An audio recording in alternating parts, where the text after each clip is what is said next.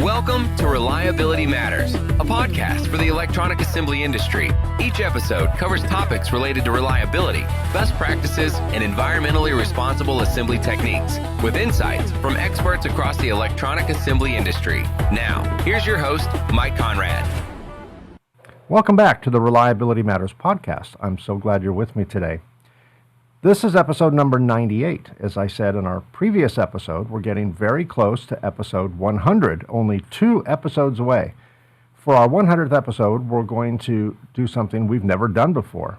Our 100th episode will be broadcast live. It will be broadcast live on LinkedIn and YouTube on July 26th at 10 a.m. Pacific. We'll replay clips from several of our prior episodes and hear a few comments from some of our past guests. As we creep ever so close to episode 100, once again, I'd like to thank both my guests and you, the listeners and viewers of this podcast, because, as I said before, without all of you, I would just be a talking head, and Lord knows we have enough talking heads these days. If you're watching this on YouTube, click on the subscribe button and click the bell icon to be notified when new episodes are released, including our 100th episode. If you'd like to watch our 100th episode on LinkedIn, just follow me on LinkedIn. Today, we're going to return to the popular subject of solder paste. My guest today is Jen Fijalkowski. Jen works for AIM Solder. Jen obtained her Bachelor's of Science from the University of Rhode Island in Chemical Engineering and is a certified Lean Six Sigma Green Belt. Prior to her role as Technical Marketing Engineer, she interned as an SMT process engineer where she analyzed various reports regarding solder paste printing, and she co-authored Comparison of Aperture Designs, Solder Paste, Nano Coatings, and Print Inspection Systems. Quite a title. Published in Circuits Assembly magazine. I'll post a link to her article in the show notes. If you're watching this episode on YouTube, just click on the Show More button right down there, and you can get that link. If you're listening to this podcast on your favorite podcast app, just click on the show notes. Jen also produces a video blog titled Line Down, where she discusses common questions about solder paste best practices and, most importantly, how to avoid solder paste-induced line down situations. Now here's my conversation with Jen Fijalkowski. Hey Jen, welcome. Hi Mike, thanks for having me. Of course. Thanks for the introduction. Well, of course, and thanks for agreeing to spend the next moment of time with me and talk about probably the world's most interesting topic, solder paste. My pleasure. So, before we get into all that, what attracted you to the electronics industry, and maybe even more specifically, the material side of the electronics industry? So I guess I'd swap those questions because initially I had an interest in materials. As you said, I studied chemical engineering at the University of Rhode Island, and I always had an interest in how things are made, what bonds change the mechanical reliability of certain objects. So I was always interested in how and what things are made of. The electronic side came a few years after I was already studying chemical engineering. And I had my previous boss introduce me to a circuit board. So as a chemical engineer, electricity is a bit, distant from what we do with chemical engineering and chemical processing. So when I first saw a circuit board, in front of me saying, this is something you should be interested in, I was a bit hesitant. But then I realized, there's so much metallurgy and plastics engineering, process engineering, material science that goes on in making all of our favorite electronics that it really drew me as something that is not only relevant, but something that's not really talked about, kind of like a niche industry that affects us all. So that's what really drew me in. And then I just, everything I learn, it becomes more and more interesting because this is a growing industry. Yeah, I think it's not often one can sit in a room filled with civilians, people not in our industry, and point to 200 items that we made, that we had our hands on it in one form or another, right? I can't think of, outside of electronics, I can't think of, and maybe the food industry, that is so omnipresent, right? It's pretty much everything you see is made by us. And if you didn't sell the paste, you know the person who sold the paste. If I didn't clean the board, I know the people who clean the board. Yeah, exactly. It's and it can go anywhere from your iPad or something all the way down to like your remote control. It's everything and everything in between. Yeah. It's definitely I think a fascinating industry, and it moves at kind of at the speed of light. It changes so frequently, which keeps us all on our toes. And for me anyway, Exactly. one of my A, most frustrating, and B, most exciting parts of this industry is its pace of change. Want to talk about solder paste? Let's do it. All right. So among other things, before we get into the actual paste stuff, but to do with paste, you produce a video series called Line Down. I love the title of that series because no one wants their line to be down. Yeah, right? It's really catchy. Yeah, exactly. It got my attention. So it's been said by many, probably accurately, that most of the reliability problems start at either the paste or the printing process, right? That is kind of the genesis of many issues and many successes, right? It's you make it or break it at that point. There's lots of other things that could go wrong later, but a lot of the reliability issues start at that process. So you're kind of at the beginning of the food chain in terms of assembly. So tell me what drew you to, or what was the genesis of the Line Down series, and what made you say, I'll get in front of the camera? Was that your idea? Were you voluntold? Was that an assignment? Or something tells me, based on your enthusiasm, as evidenced by the videos, that maybe you wanted to do this. Like, I guess it's something that, I don't know, I wasn't as afraid to do it because we have pictures and photos of us all over the place, and I presented before, so why not capture it in a video? And we knew with AIM that's something we wanted to move towards, especially being virtual, is that people are a lot more receptive to people speaking than just an image. So that's what drew us to the video. As for the content, we knew that we also wanted to answer our customers' questions, and to also get information that we have available on our website or in some of our supporting documents, but have them, have them be out there in a reminder. So these videos kind of serve as hey, we have advice on how to problem solve these situations that are already available, but here it is. Let's repackage it, let's remind you, and let's prevent your line from being down. Yeah, I think also, I assume this is intentional. It seems to be presented on a basic level. I don't think you're not digging for gold. You're not building mine shafts and going super deep technically. And my experience when I present papers is I purposely keep it a little shallow. There are plenty of engineers out there that'll present molecular level stuff, but I think there's a good percentage of the audience that maybe doesn't have a good handling of the basic, of good knowledge of the basic, and they're kind of afraid to ask that. So to watch videos about how long to keep it out of the fridge before you use it, and stirring the basic stuff that many people might forget, or maybe if you're young and you just graduated college, you know how electrons work, but you may not know the amount of time solder paste should settle, or squeegee pressures, or those are things that are kind of learned at the trade level. So either at a trade school or on the production floor, not necessarily in a university setting. So I think that those efforts are well founded to kind of start at the basics, presume nothing, kind of a beginner's mindset. Was that intentional? Yeah, I think it was intentional, or I know it was intentional for two reasons. One being that, we're living in a time where everyone has a short attention span. So we are trying to keep these videos to a minute or below. So as people, scroll and watch the video, that it only takes a minute for them to get the information that we're trying to get out there. And then there's a link for more detailed information. And I do agree that, there's a wide range of people that can go into this industry, and to start from the basics, we're trying to do a service to people to just remind them of where to start. And if they want to look for more information, that's when things become more complicated. We get our tech people in or have presentations. But I think that there's as you agreed, a wide audience of people who are just looking for the basics and in a very digestible format. Yeah. It's not what's said, it's what's received, right? So that's important. Okay.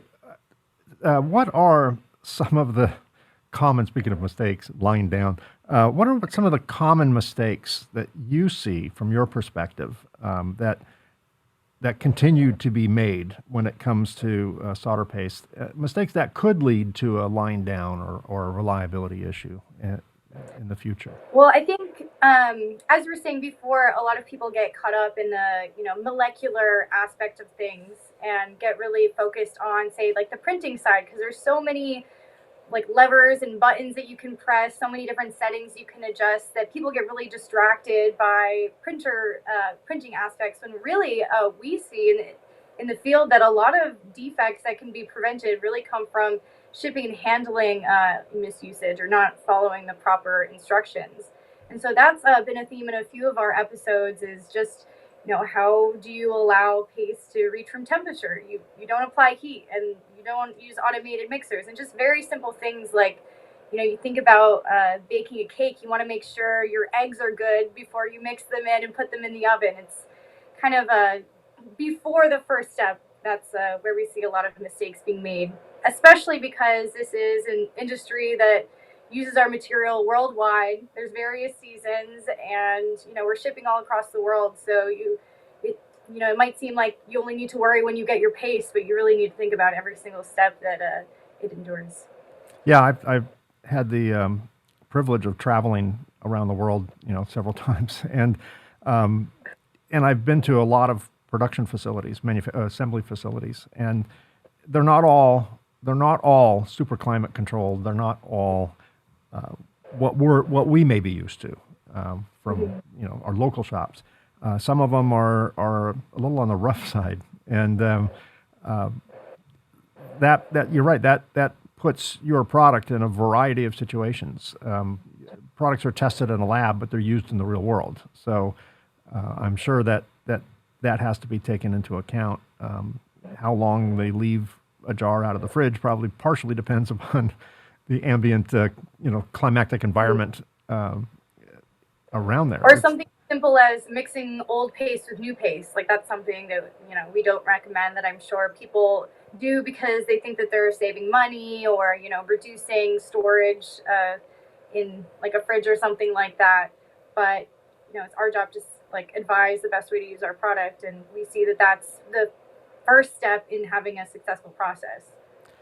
How about putting things back in the fridge, opening jars, letting them settle, mix them up, use some of it?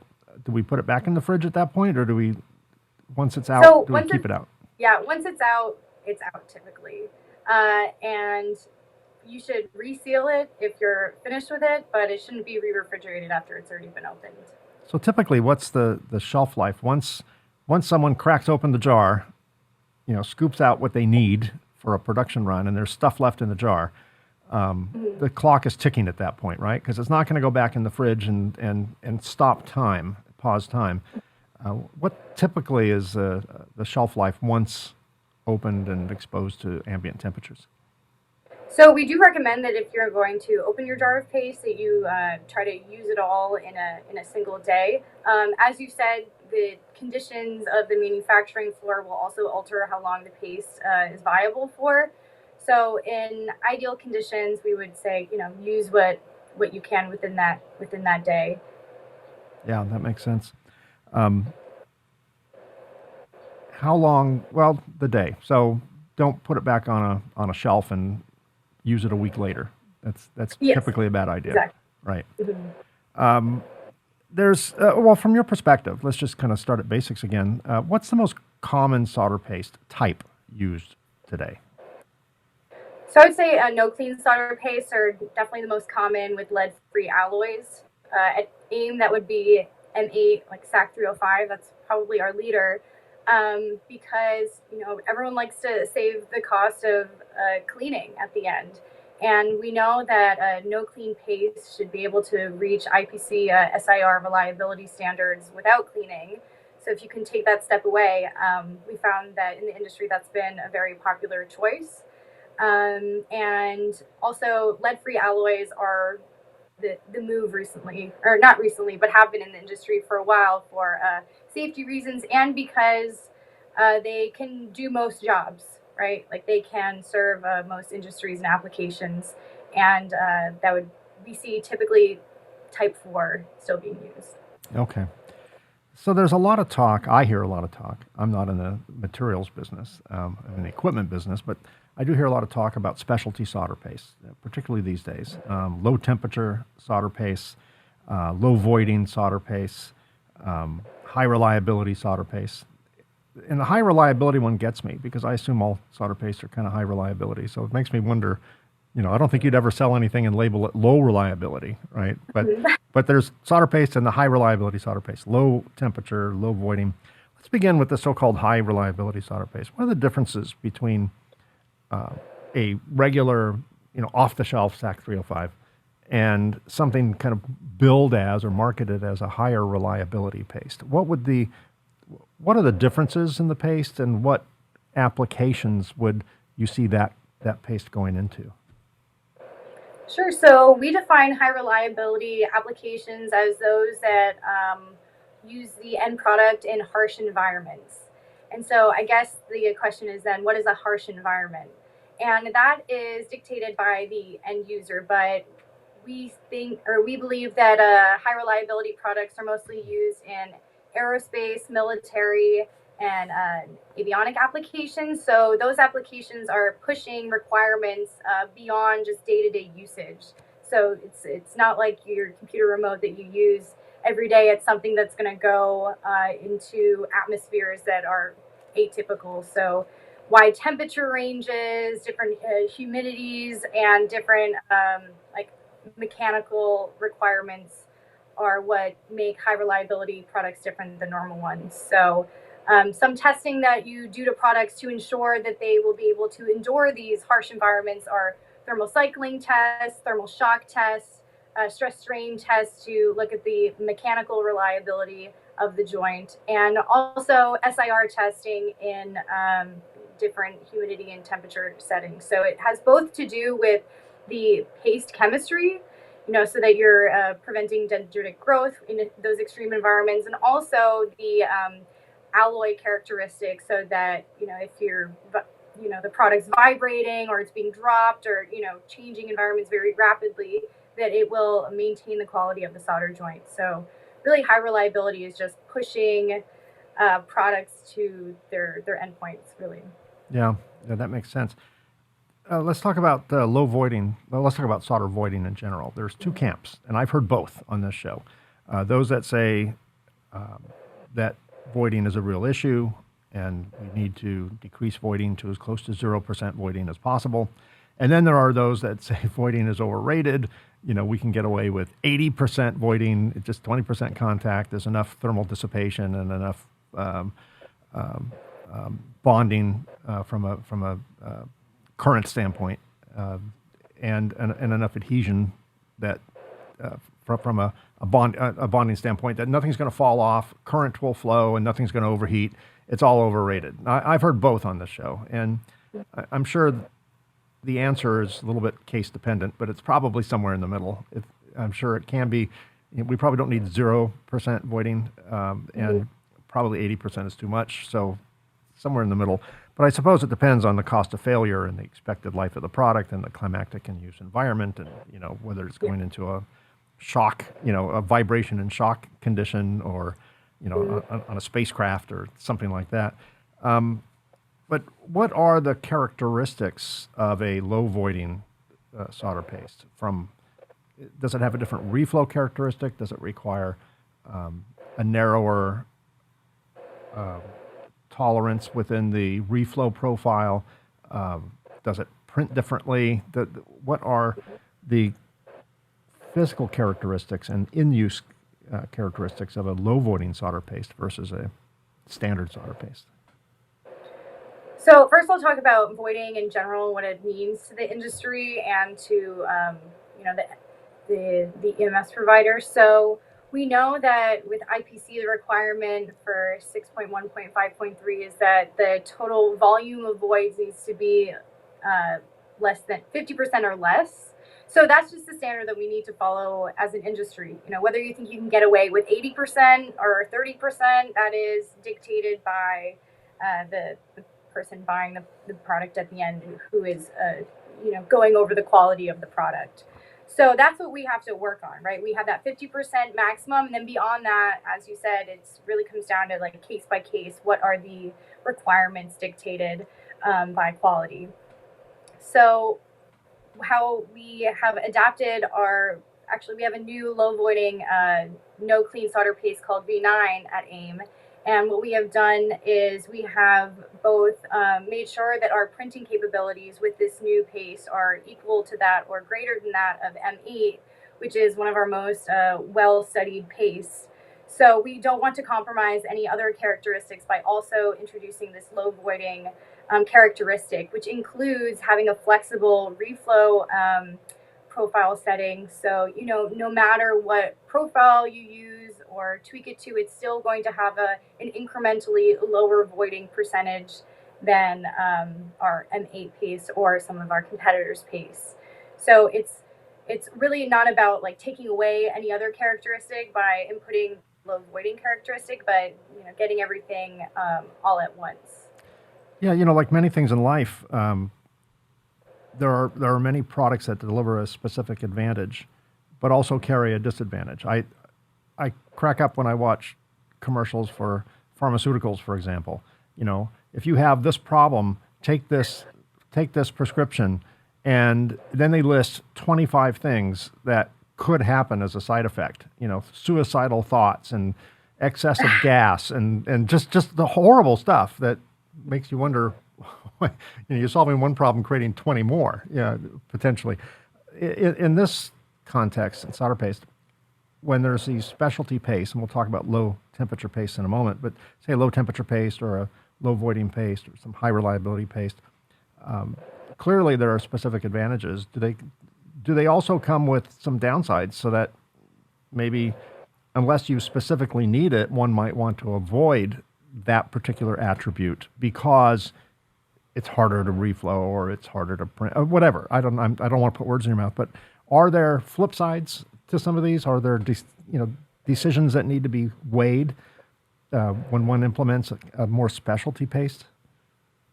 I think that when you're introducing a more specialty paste, there's going to be less research conducted on it being used in different applications just because of the fact that it's been used less.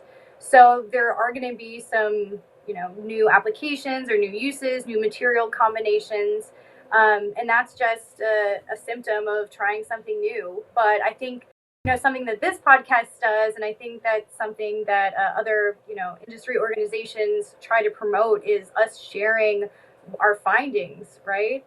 So when we say like, oh, I'm using this new specialty material, and when I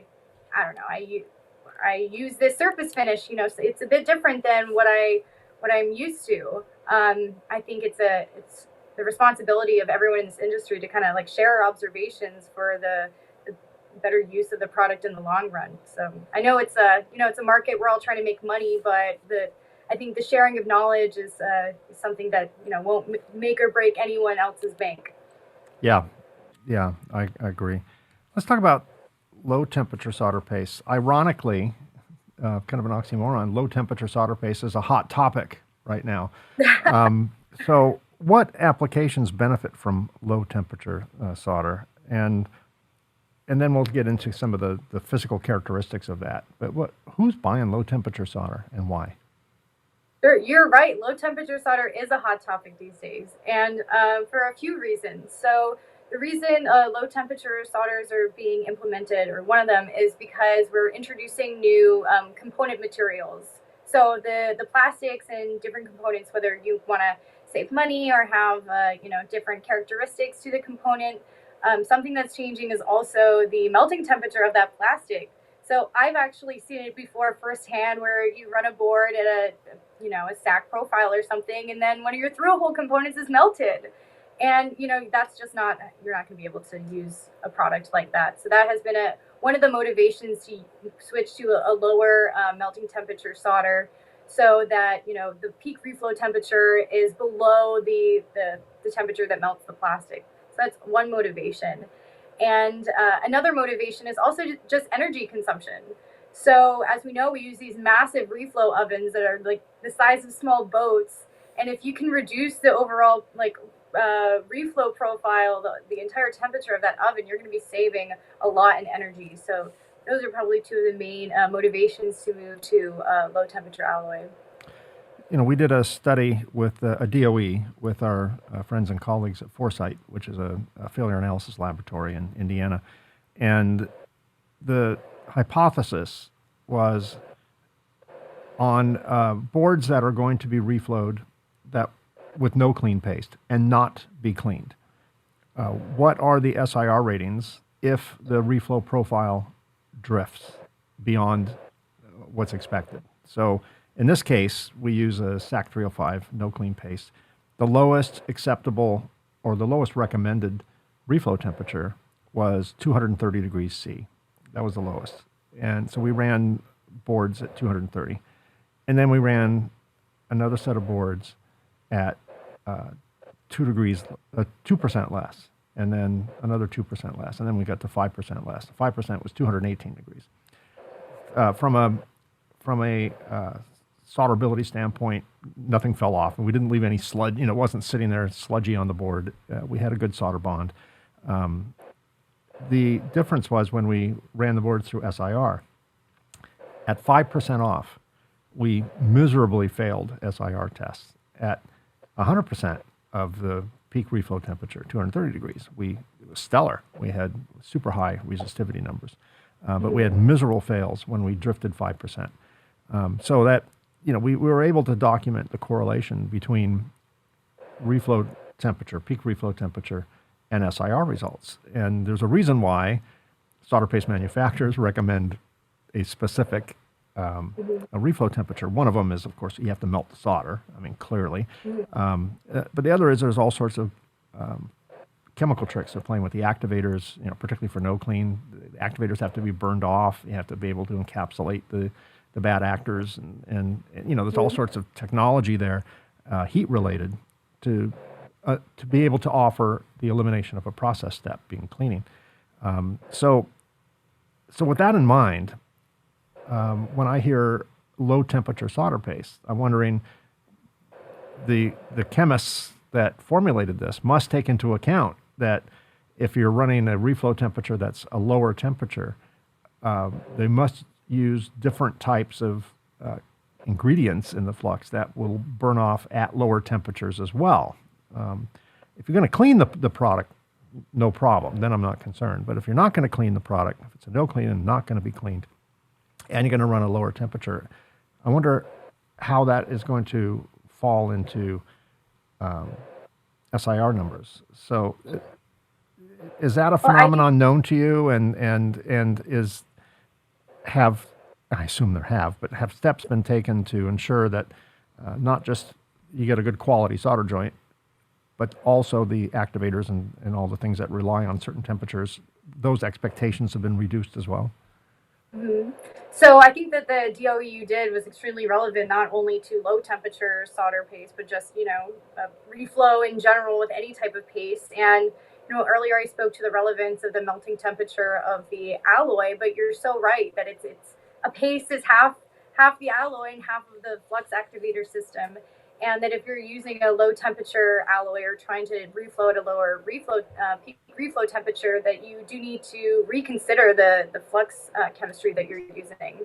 So we at AIM actually do have a low temperature solder paste called NC273LT, which is specifically designed with a low temperature bismuth bearing alloys, so that we can have successful reflow and fluxing activity at those lower temperatures, because the flux also prevents oxidation. It promotes coalescence. It does a lot more than just hold the paste or hold the powder in place while you wait for it to melt. So you're so right that you need to have a paste that not only has like the flux activation system, but also will be, still high enough reliability after the assembly is completed with preferably no clean, because that's what we said at the beginning is the most popular, right? People want to save that money. So you might not do it with a low temperature paste too. Right. Yeah, this is, these are professionals at work. Don't try this at home, kids. It's not that easy. You change one thing and then there's 5 other things one has to consider. So it sounds like those considerations were made.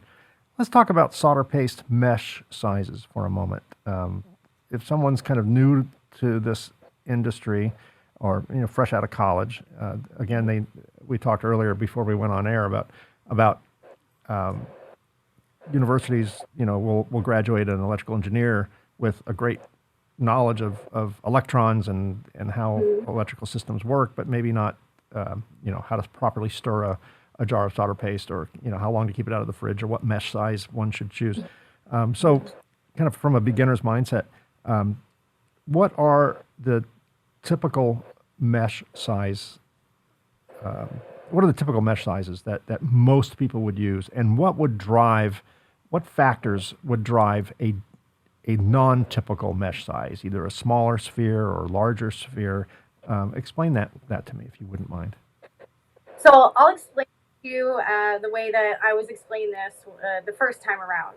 So how mesh sizes work, as some may already know, is that the larger the type of the powder sphere, the smaller the actual sphere. So in the industry right now, I would say type 4 is the most popular, most widely used, most well understood.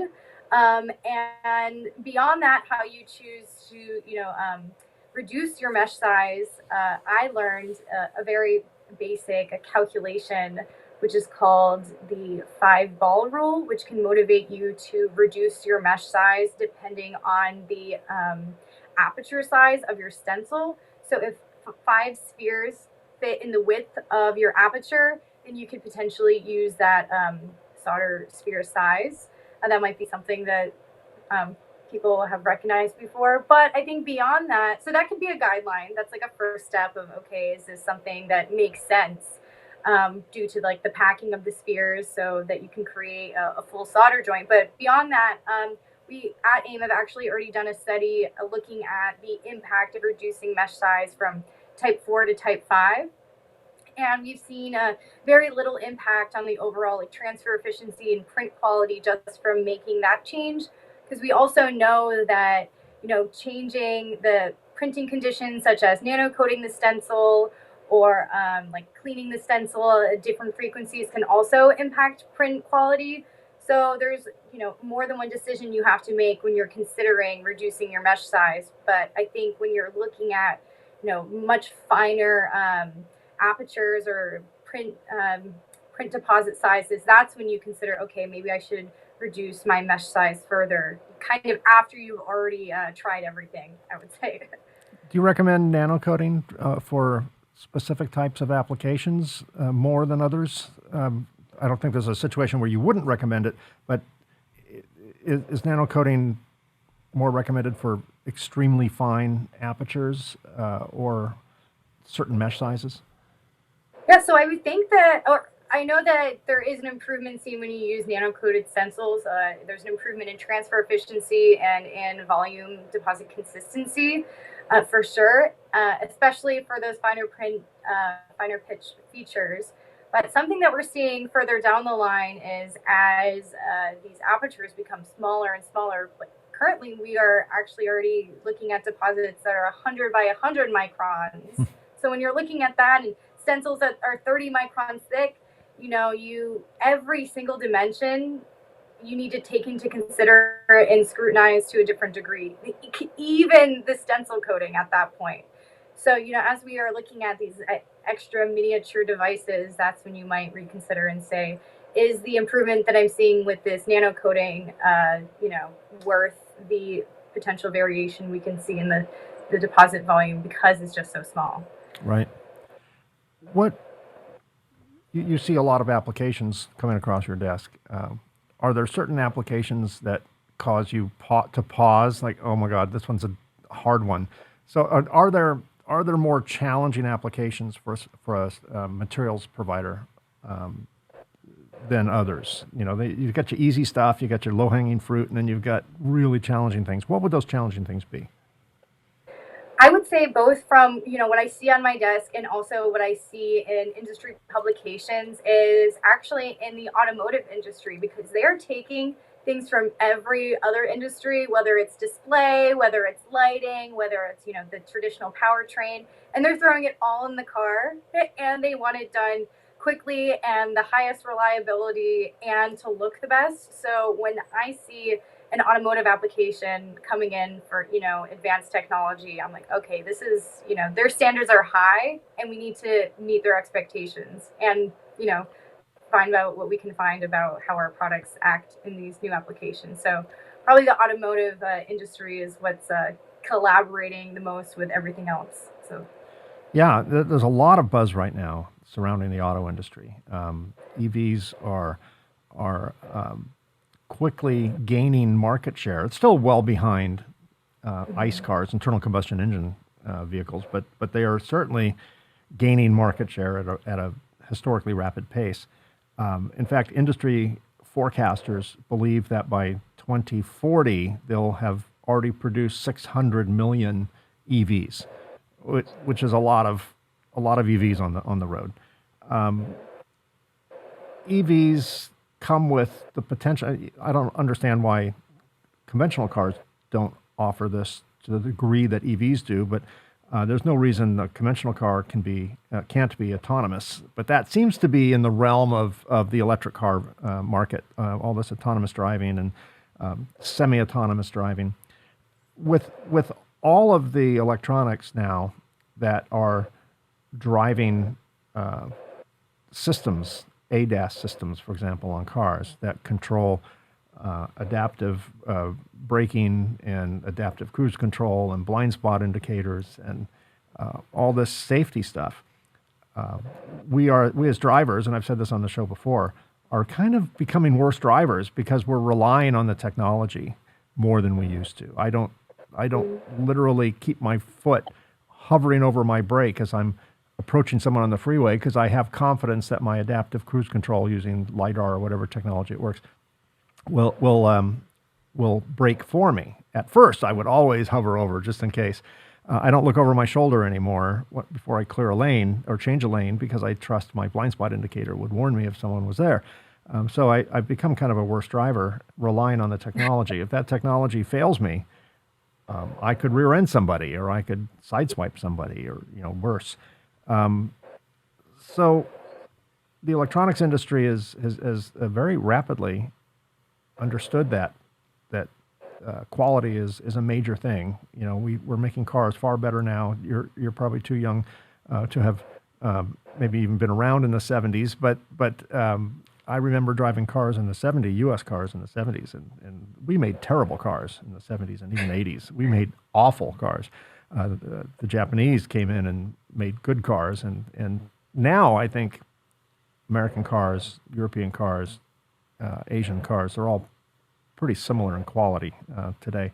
But they're all concerned way more about safety than they have been in the past. So what are how have the solder material providers like your company dealt with the increasing reliability demands, particularly coming out of the auto industry? They tend to have their own standards. They tend to kind of march to the beat of their own drummer. How have you guys dealt with that? So I think, or part of it has been that the responsibility has trickled down to us. So it's not only the auto manufacturer that feels the need to keep their drivers safe, but we also know that we need to contribute to that by creating materials that keep people safe. So we do that by collaborating and being in very open communication with the auto market that we provide to, and we say, where are your standards? Like, what tests have you done that you say you need our pace to perform at a certain place that mechanically that we can try to achieve? Like, you tell us and we'll do the testing. So I think a big part of it is that we are willing to do the testing in order to confirm that our products are safe, and we do that hand in hand with the automotive manufacturers. And we're not afraid to explore our own products. And we are quite fortunate that we have a talented metallurgy team that has developed an alloy called Rel 22, which has every time outperformed SAC 305, both in thermal cycling, drop shock, vibration testing, all around. So it's just about scrutinizing our own products because we understand the responsibility that we undertake by providing them in the first place. Excellent. So without giving away any trade secrets, I don't want to have to have you tell me anything and then you have to kill me. What's the future of the solder materials industry? What direction do you see it going? Do you see any fundamental changes? Do you see just more of the same? From your vantage point, what's your view on that? So I think that the future is going to be in diversity of products, in figuring out what works best for you, both in the alloy aspect and in the paste aspect. And I think because people have different requirements and different both for the reliability of the product and for the processing capabilities that they have in house. And in terms of, how much money they want to spend and what type of, energy, in terms of money and investments that they want to put into the product. So I think that there will be more specialty products coming out in the future. And I think sharing information on what we find on these new materials are going to be a really big part of us continuing to develop the materials and technology to, serve our society. So I think both it'll be more individualized products and hopefully more sharing of information so that we can all continue to develop as an industry. Very good. And finally, as we wrap up, in the time we have left, tell me more about the article that you co-authored. And it's got, hold on, I need to take a deep breath because it's a long title. Comparison of Aperture Design Solder Paste Nanocoatings and Print Inspection Systems. And that was published in Circuits Assembly magazine. Tell me more about that article. What were the takeaways from that article? How did you get roped into that? All of that. Sure. So that was during my internship when I was still in university with Chris Shea, the industry consultant. And this was pretty much the ultimate DOE. So it was a great opportunity for me to evaluate so many different aspects of printing all together. And so some of the things we evaluated were stencil thickness, nanocoatings, different nanocoatings too. We looked at nanocoating that was cured on, and we looked at one that was wiped on. We also looked at various aperture designs. So for the 0402s, we did a inverted home plate versus just a radiused aperture opening. And we also looked at various solder pastes too. So it's kind of this ultimate, how many things can we tweak at once while still, being able to look at how each variable affected. We looked at transfer efficiency and volume percentage and variation as indicators for the effects of each of these variables. And we found that, reducing the stencil thickness improved paste volume deposit consistency. We also found that the cured on nanocoating performed the best. We then decided that the volume printed for the inverted home plate and the radius aperture design produced a similar volume percentage, but that we know that the inverted home plate can reduce the potential for tombstoning and midship solder ball production or creation. So it was a really great opportunity for me to work with some very talented engineers to evaluate the different variables that go into printing, and we got to do it statistically using solder paste inspection data, which for anyone who's technical, we just looked at lines and lines of Excel, and we were able to come up with some really important and impactful outcomes that I now use to guide the way I evaluate solder paste performance with AIM. Yeah, it's amazing what you find when you look, and all that data. I'm sure half the effort was probably data mining, right? just extracting the data. It's all there. It's telling a story. It's screaming out a story. You just have to extract it. Just gotta look. Right. Exactly. Well, there's probably no one better to work with than Chris Shea as a co-author. She certainly wrote the book on that subject. Yeah, exactly. She's great at teaching the basics too, and I think that's where I've taken a lot of my inspiration from. Is I'm like, wow, someone told it to me in plain English, so let's continue on that track. Excellent. Well, Jen, thank you so much for agreeing to be my guest on this show. It's been a real pleasure and very informative. I really appreciate the work you do with your video series, Line Down. Where can people find that? Is that on the AIM website? Is it on? Do you have a YouTube channel going? Or yeah, Line Down is mostly on LinkedIn right now, but it can also be found on our website. Okay.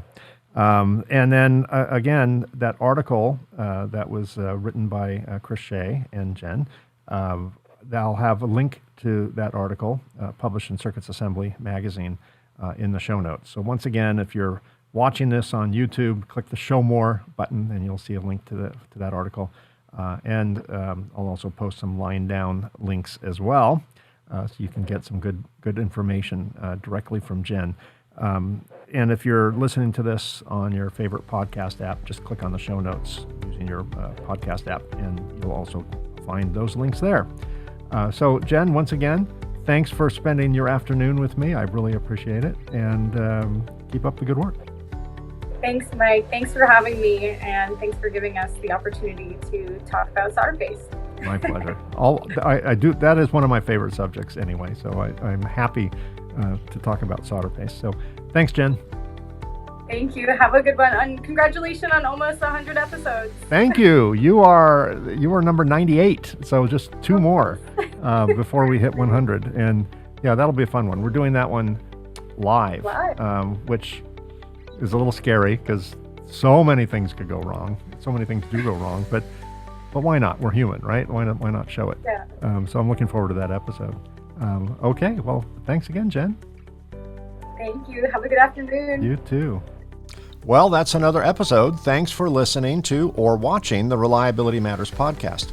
Don't miss an episode. Subscribe to Reliability Matters on Apple Podcasts, Google Podcasts, Spotify, and on our newest channel, Amazon Music, or virtually wherever you get your podcasts.